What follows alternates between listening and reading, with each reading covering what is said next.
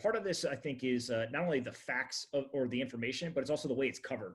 Yesterday you had the tweet about the idea of all the mainstream media kind of going away from a presidential conference, and obviously super controversial as to like what was being said and all of that. But just Yep. on a more broad scale, how do you think that the media has been doing in covering some of this stuff, and like what are they doing well, or where do you wish that they would improve?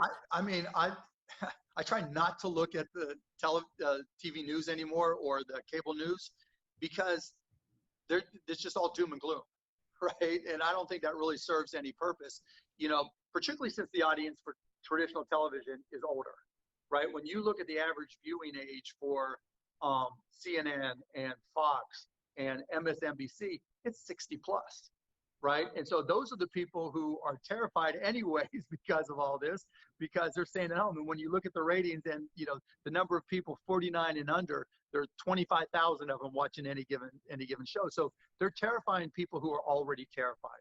And so I think that's a problem. I think we need to start talking more about what are you going to do on the other side, right? How are you going to bring back your business? Or what are you as a consumer going to do? What are the things you're looking forward to buying so that we have an indication that, you know what, we will get through this. There is a better way to do things. And there's going to be some exciting things that we learn because like we talked about capitalism, but there's going to be a lot of things that we realize it wasn't right before. Let's do a better way. Or there's going to be lots of young entrepreneurs that say, I got this, right? This is my vision. They may be a 12-year-old or maybe they're a 60-year-old, but there's going to be new visions. Let's talk to them and let's hear some of those new visions. And then in terms of online, it just kind of replicates. Twitter's Twitter, right? Everybody's going to go nuts on Twitter, but online news sources are the same way. Here's what's wrong. Here's what this person did wrong. Here's what that person did wrong. You never see anything about what people did right, except for Dr. Fauci, right? And Dr. Birx. They're all heroes, and that's deservedly so. And the frontline healthcare workers, they're heroes and deservedly so. But let's get some things positive and let's start talking about America 2.0. Let's start talking about how we get through it. Like some of the things you and I are talking about are more macro, but there's going to be a lot of things, a lot of people that have specific visions. Let's get them out there and talking and getting feedback, because that could be around the corner, a month from now, 2 months from now. We're not going to just do things all the same way.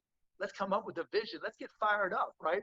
I want to talk to those entrepreneurs. I want to hear about those entrepreneurs. I want to see what new products or services. I want to hear about those visions because, God damn it, if we went through all this shit, I want it to be for something, right? Yeah. And I think that's what they missed. If we went through all of this, let's make it for something. All those people who died, all those people who suffered, let's make it so that it wasn't in vain. Let's turn this into something that makes this country better.